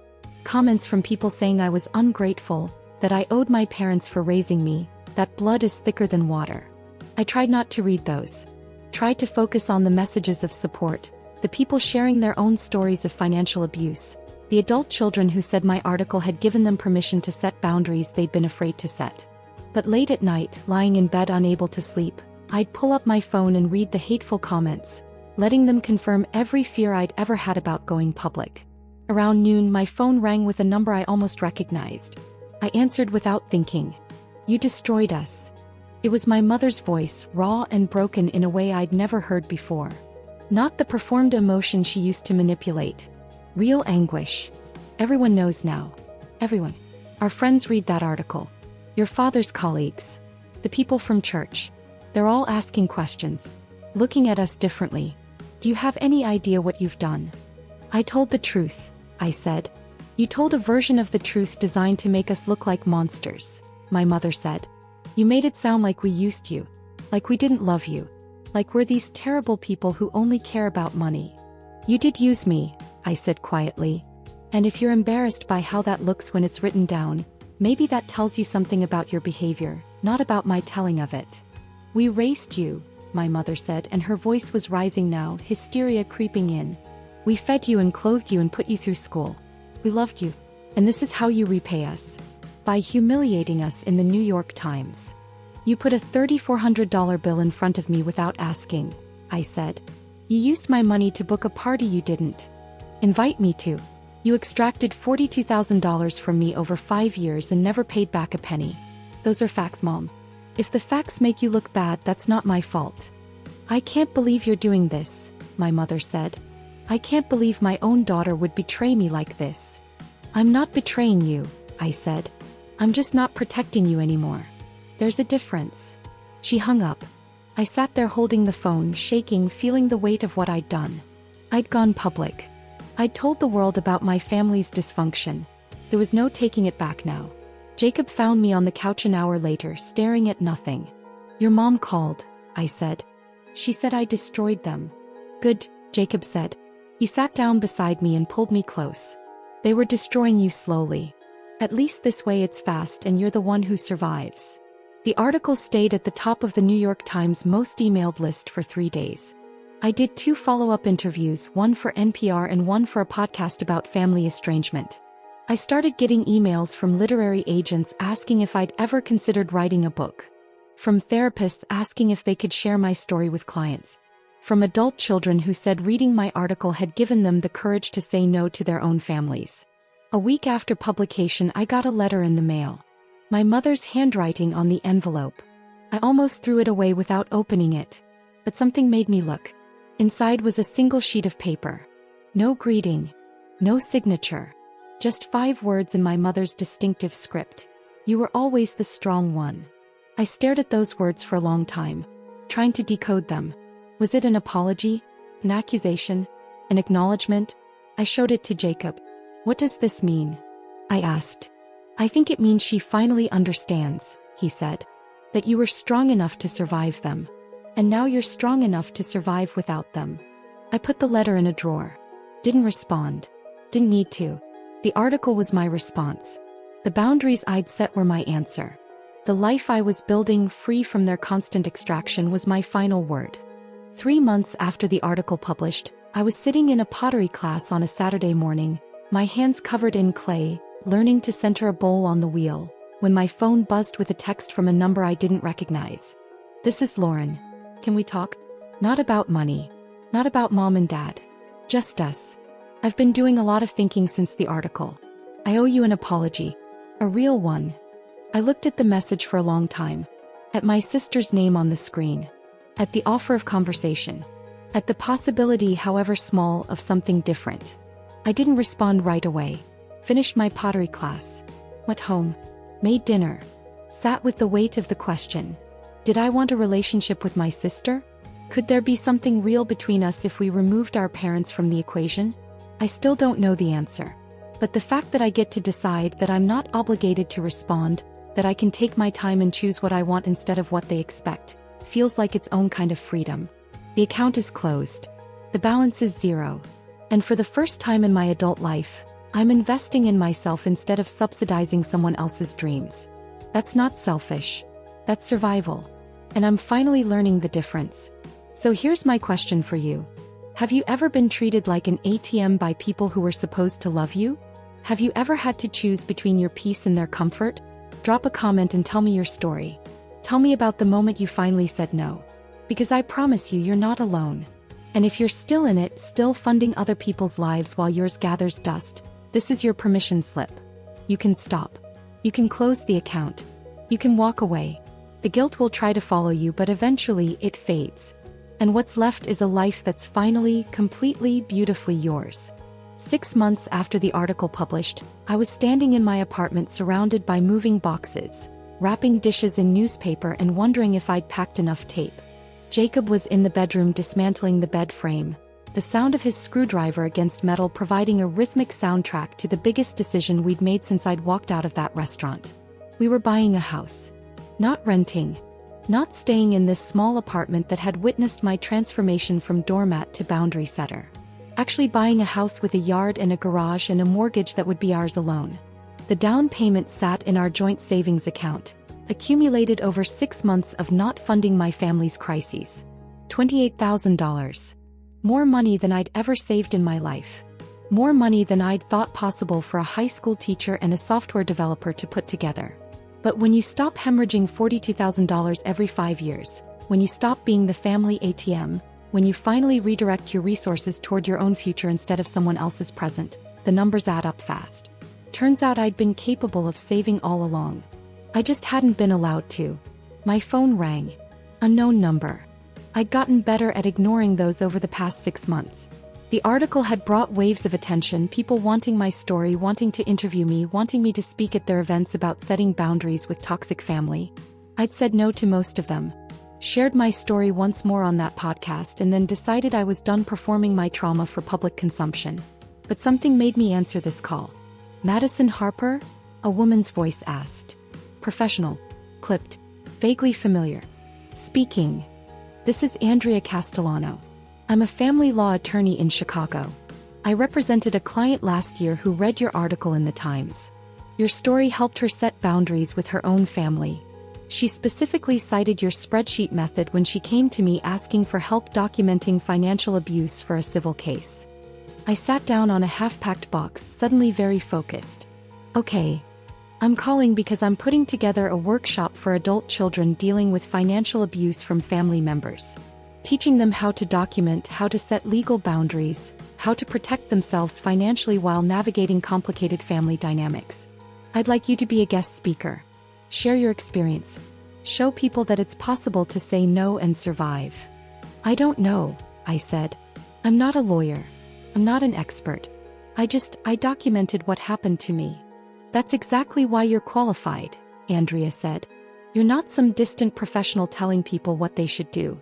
You're someone who lived it, who survived it, who figured out how to protect herself without a roadmap. That's what people need to hear." I thought about the messages I'd received after the article. Hundreds of them. Maybe thousands. Adult children who'd been funding their parents' retirements while drowning in student debt. Invite me to. You extracted $42,000 from me over 5 years and never paid back a penny. Those are facts, Mom. If the facts make you look bad, that's not my fault. I can't believe you're doing this, my mother said. I can't believe my own daughter would betray me like this. I'm not betraying you, I said. I'm just not protecting you anymore. There's a difference. She hung up. I sat there holding the phone, shaking, feeling the weight of what I'd done. I'd gone public.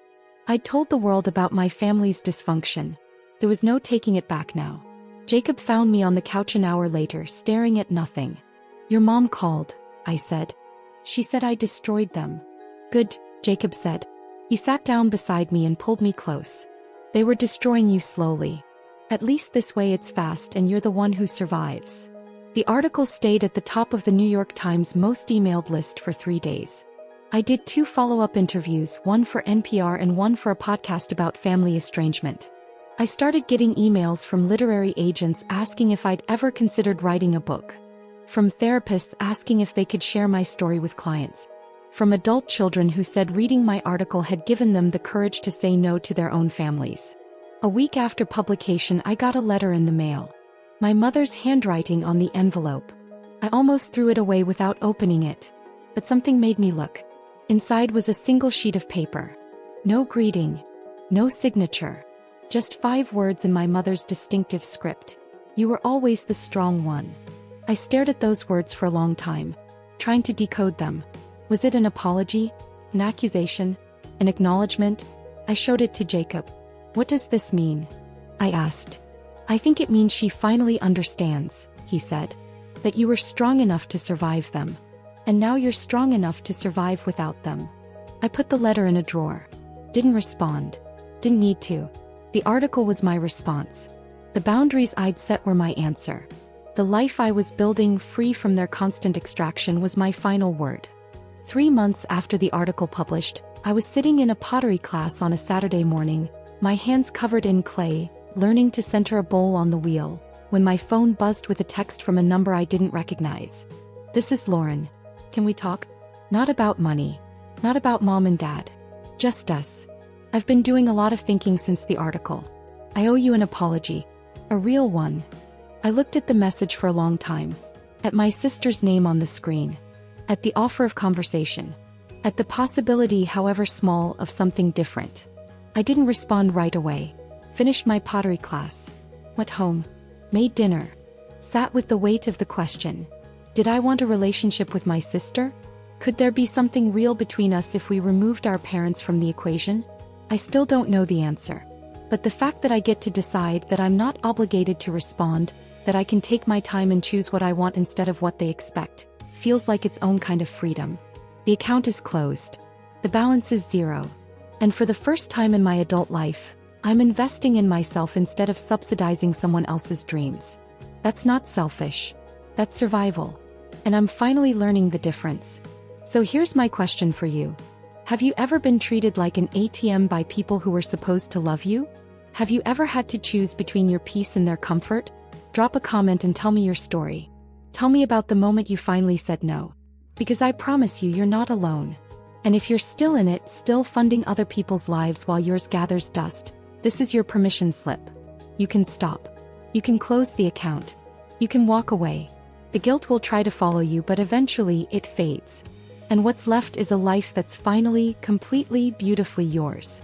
6 months after the article published, I was standing in my apartment surrounded by moving boxes, wrapping dishes in newspaper and wondering if I'd packed enough tape. Jacob was in the bedroom dismantling the bed frame, the sound of his screwdriver against metal providing a rhythmic soundtrack to the biggest decision we'd made since I'd walked out of that restaurant. We were buying a house. Not renting. Not staying in this small apartment that had witnessed my transformation from doormat to boundary setter. Actually buying a house with a yard and a garage and a mortgage that would be ours alone. The down payment sat in our joint savings account, accumulated over 6 months of not funding my family's crises. $28,000. More money than I'd ever saved in my life. More money than I'd thought possible for a high school teacher and a software developer to put together.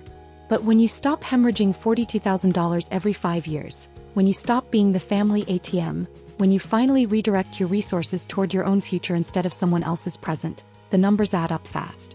Turns out I'd been capable of saving all along. I just hadn't been allowed to. My phone rang. Unknown number. I'd gotten better at ignoring those over the past 6 months. The article had brought waves of attention, people wanting my story, wanting to interview me, wanting me to speak at their events about setting boundaries with toxic family. I'd said no to most of them. Shared my story once more on that podcast and then decided I was done performing my trauma for public consumption. But something made me answer this call. Madison Harper? A woman's voice asked. Professional. Clipped. Vaguely familiar. Speaking. This is Andrea Castellano. I'm a family law attorney in Chicago. I represented a client last year who read your article in the Times. Your story helped her set boundaries with her own family. She specifically cited your spreadsheet method when she came to me asking for help documenting financial abuse for a civil case. I sat down on a half-packed box, suddenly very focused. Okay. I'm calling because I'm putting together a workshop for adult children dealing with financial abuse from family members. Teaching them how to document, how to set legal boundaries, how to protect themselves financially while navigating complicated family dynamics. I'd like you to be a guest speaker. Share your experience. Show people that it's possible to say no and survive. I don't know, I said. I'm not a lawyer. I'm not an expert. I documented what happened to me. That's exactly why you're qualified, Andrea said. You're not some distant professional telling people what they should do. You're someone who lived it, who survived it, who figured out how to protect herself without a roadmap. That's what people need to hear. I thought about the messages I'd received after the article. Hundreds of them, maybe thousands. Adult children who'd been funding their parents' retirements while drowning in student debt. Siblings who'd been subsidizing their brothers' and sisters' lifestyles while their own savings accounts stayed empty. People who'd been told that love meant unlimited access to their resources. When is it? I asked. Next month. April 15th. It's a Saturday workshop, 10 a.m. to 3 p.m. We'd pay you $1,000 as a speaking fee, plus cover any travel expenses if you need them. April 15th. The day Jacob and I were supposed to fly to Tokyo. The trip I'd booked as my first act of financial freedom, my declaration that my money was finally mine to spend on my own dreams. I'm supposed to be in Tokyo that day, I said. Our flight leaves that morning. I understand, Andrea said. The workshop will run again in June if that works better. Or we could do a video presentation if you'd rather not be there in person. I looked around my apartment. At the boxes packed with a life I was choosing. At the Tokyo travel guide sitting on the bookshelf, already read 3 times in preparation for a trip that represented everything I'd fought for. At the space I'd created by saying no to people who only knew how to take. Let me think about it, I said. I'll call you back this week. After I hung up, Jacob appeared in the doorway, covered in dust, holding a screwdriver. Who was that? A lawyer, I said. Wants me to speak at a workshop about financial abuse in families. Teach people how to document and set boundaries. It's the same day we're supposed to leave for Tokyo. Jacob sat down beside me on the box. What do you want to do? I don't know, I admitted. Part of me wants to say no. Tokyo is my prize. My reward for finally putting myself first. I don't want to give that up to talk about my family drama to a room full of strangers. But, Jacob prompted. But I keep thinking about all those messages I got.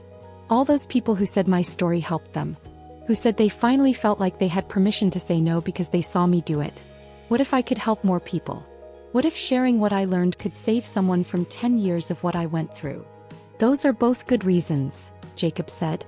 There's no wrong answer here. I pulled out my phone and looked at our Tokyo itinerary. 2 weeks of temples and ramen and cherry blossoms. 2 weeks of experiencing a place I'd dreamed about since high school. 2 weeks of pure selfish joy that I'd earned by finally choosing myself. What if we pushed Tokyo to June? I said slowly. Did the workshop in April and then took our trip after? We'd miss the peak cherry blossoms, but we'd still get the experience. And I'd get to do both things, help people and have my adventure. Jacob smiled. That sounds like you're learning to have it all instead of choosing between your needs and everyone else's. Is that allowed? I asked. Having it all? For you? Absolutely, You've spent 32 years putting everyone else first. You're allowed to want everything now. I called Andrea back and said yes to the April workshop. Then I called the airline and moved our Tokyo flights to June, paying the change fee without guilt because I could afford it now. Because my money was mine and I got to decide how to spend it. The moving truck arrived on a Saturday morning in late March. We loaded our entire lives into the back of it in 4 hours, which felt both impossibly fast and appropriately symbolic. When you don't have much because you've been giving everything away for a decade, you don't accumulate a lot of stuff. The new house was in a suburb 20 minutes from the city. 3 bedrooms, 2 bathrooms, a backyard with an old oak tree, and a kitchen with enough counter space that I could actually cook without feeling claustrophobic. It needed work, cosmetic stuff mostly, but it was structurally sound and it was ours. We signed the papers on a Thursday afternoon, Jacob and me sitting side by side at a conference table, initialing what felt like 1,000 pages, transferring the biggest amount of money I'd ever been responsible for. When the real estate agent handed me the keys, I felt something shift in my chest. This was mine. Legally, financially, completely mine. No one could take it from me. No one could hold it over my head. No one could show up uninvited because I controlled who had access. Congratulations, the real estate agent said, shaking our hands. Welcome to homeownership. We spent the first week in the house painting walls and unpacking boxes and learning the sounds of our new space. The way the floors creaked. The way the morning light came through the kitchen window. The way the neighborhood went quiet after 9 p.m. A peaceful silence so different from our apartment's constant noise. I set up a home office in the smallest bedroom. Put my desk under the window where I could see the oak tree. Hung my framed teaching license on the wall next to the New York Times article, printed and framed by Jacob as a reminder of what I'd survived. The spreadsheet, all 42 pages of it, went in a file cabinet. Not hidden. Not destroyed. Just archived. Evidence of what I'd overcome, available if I ever needed to remember why I'd made the choices I made. On the Saturday before the workshop, I got a text from an unknown number. Madison, this is Mom. I heard you bought a house. Your aunt told me. I'm happy for you. I know you don't want to hear from me, but I wanted you to know that I'm proud of you. Even if we're not speaking. Even after everything. You did it. You built something. Love, Mom. I stared at the message for a long time. Read it over and over, looking for the manipulation, the guilt trip, the demand for reconciliation disguised as support. But it wasn't there. It was just acknowledgement. Maybe even genuine pride if I let myself believe in it. I didn't respond. Wasn't ready to. Didn't know if I'd ever be ready. But I saved the message instead of deleting it, which felt like progress. The workshop was held in a community center conference room in downtown Chicago. 50 people showed up, mostly women, mostly my age or older. They filled out the chairs in neat rows, clutching notebooks and coffee cups, looking simultaneously hopeful and terrified. Andrea introduced me with a biography that made me sound more impressive than I felt. Madison Harper is a high school English teacher who went viral last year for her New York Times piece about setting financial boundaries with her family. She's here today to share her experience and the practical tools she developed to protect herself. Please welcome Madison. I walked to the front of the room, my hands shaking slightly, and looked at 50 faces that reminded me of my own reflection 6 months ago. Exhausted. Drained. Desperate for permission to stop giving. Hi, I said. My name is Madison, and I funded my family's lifestyle for 10 years before I finally learned that love doesn't require financial self-destruction. A few people nodded. Someone in the back row started crying. I'm not here to tell you to cut off your families, I continued. That's your choice and it's a hard one and only you can make it. But I am here to tell you that you're allowed to have boundaries around money. You're allowed to say no. You're allowed to stop being the bank for people who treat you like an ATM. I walked them through my story. The restaurant bill. The slide across the table. The confrontation in my apartment. The spreadsheet that had changed everything. Documentation is your weapon, I said, pulling up the spreadsheet on the projector behind me. Because emotional manipulation can be denied. But numbers don't lie. When someone tells you you're being selfish, you can show them exactly how much you've given. When they say you owe them, you can prove how much they owe you. I showed them how I'd organized it. The columns, the categories, the way I'd included both direct costs and opportunity costs.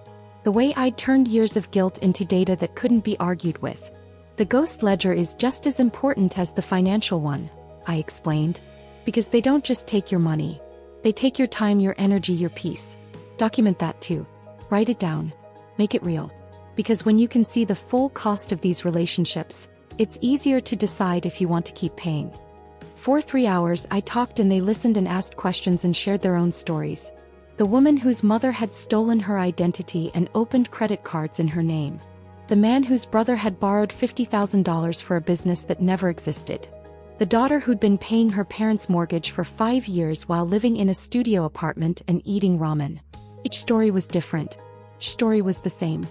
Family members who'd learned that love was a currency they could spend without ever earning it. And children, adults, people in their 30s and 40s and 50s, who'd been taught that saying no made them bad people. At the end of the workshop, a woman in her 60s approached me. She had gray hair and kind eyes and hands that shook when she held out a piece of paper. I made my spreadsheet last night, she said, after I registered for this workshop. 30 years of supporting my son. $93,000. I never added it up before.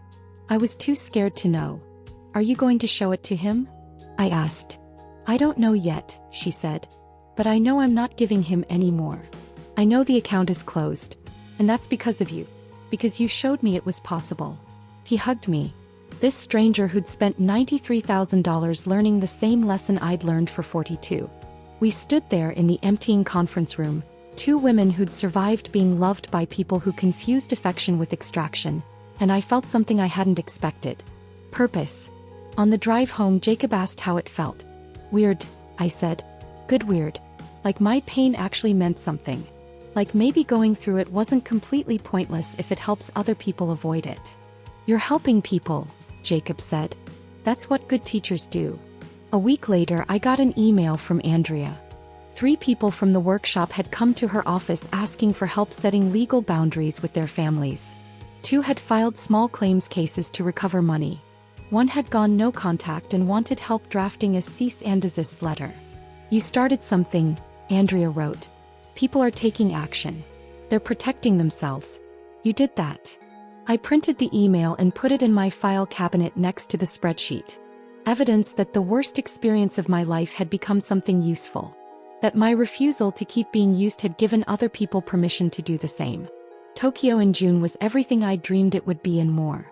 Jacob and I spent 2 weeks getting lost in neighborhoods we couldn't pronounce, eating foods we'd never tried, taking 1,000 photos of temples and gardens and the organized chaos of Shibuya Crossing. On our last night, sitting in a tiny ramen shop in Shinjuku, Jacob raised his beer. To you, he said.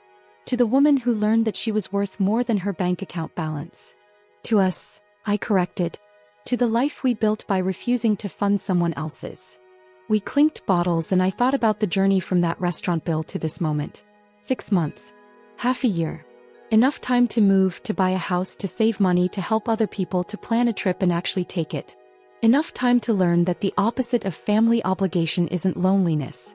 It's freedom. The kind that comes from finally understanding that love doesn't cost $42,000. Real love doesn't cost anything at all except the willingness to show up honestly, without extraction, without keeping score.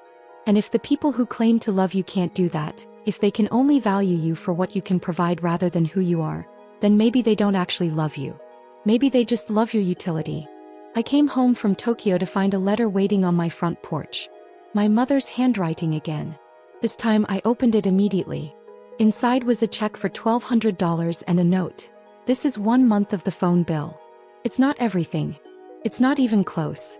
But it's a start. I'm trying to understand what I did. I'm trying to be better. I don't expect forgiveness. I just want you to know I'm trying. Mom. I looked at the check for a long time. $1,200. 1 installment on a $42,000 debt. A gesture that was either genuine change or manipulative performance, I couldn't tell yet. I didn't cash it. Didn't throw it away. Just put it in a drawer and decided I'd figure out what to do with it later. Because that was the thing I'd learned in the past 6 months. I didn't have to decide everything right now. I didn't have to forgive immediately or cut off forever. I could just exist in the space between, taking my time, protecting my peace, choosing my responses instead of reacting from guilt. The account was closed. But maybe, someday if they did the work, if they actually changed, if they learned to love me without extracting from me, maybe it could open again. On different terms. With different boundaries. With respect instead of entitlement. Or maybe not. Maybe this was it. Maybe the family I'd been born into was gone forever, and the family I'd chosen, Jacob and the friends who'd supported me and the cousin I'd reconnected with and the strangers from the workshop who'd become allies, maybe that was enough. I didn't know yet. But for the first time in my life I was okay with not knowing. Because uncertainty without exploitation was better than certainty with it. I started this story standing in a restaurant looking at a $3,400 bill, drowning in a decade of unpaid debts. Believing that family meant saying yes even when it destroyed you. I'm ending it standing in my own house, mortgage in my name, savings in my account, boundaries in place, and the profound understanding that I was never the selfish one. They were. And finally, after 32 years, I'd learned the difference. So if you're standing in your own restaurant right now, looking at your own impossible bill, wondering if you're allowed to say no, let me tell you, you are. You're allowed to close the account. You're allowed to walk away. You're allowed to build a life that's yours. The guilt will follow you for a while.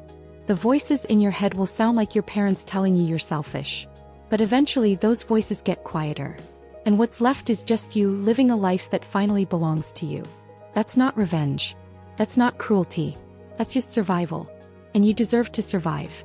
Drop a comment and tell me, what bill are you still paying that isn't yours? What account do you need to close?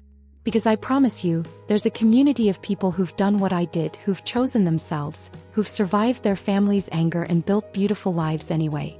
You're not alone. You're not selfish. You're just finally learning what you're worth. And you're worth so much more than they ever let you believe. Claude is AI and can make mistakes.